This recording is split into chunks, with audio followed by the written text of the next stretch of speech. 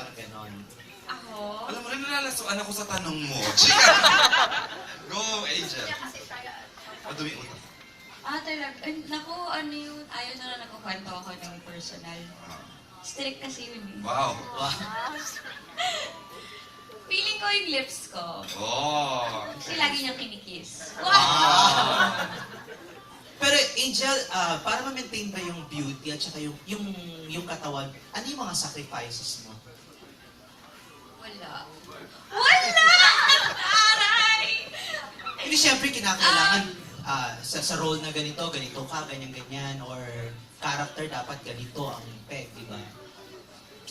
Well, actually, sa totoo lang, nung ginagawa ko talaga to, na-enjoy ko talaga siya kasi kung ibang pelikula to, grabe na siguro yung pressure sa akin na ang laki kong tignan, kailangan talaga mag-crash diet ako, ganyan.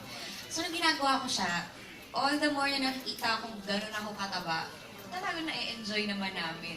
Actually, hirap na hirap kami kunin yung mga eksena kasi natawang-tawa kami parati sa itsura ko, gano'n. Yun siguro. Siyempre mahirap siya kasi hindi naman lang ito yung trabaho ko. May iba pa akong kailangan gawin. Tapos, naririnig mo na nga rin yung mga tao. Siyempre, yung management, sabihin na sobra na, gano'n. So, kailangan mo talagang ibalik na yung come back to the young and beautiful you. Come back.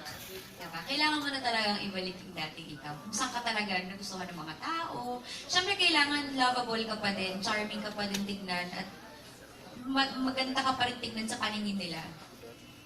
So, kung medyo mataba ka, baka ilipat nila yung channel.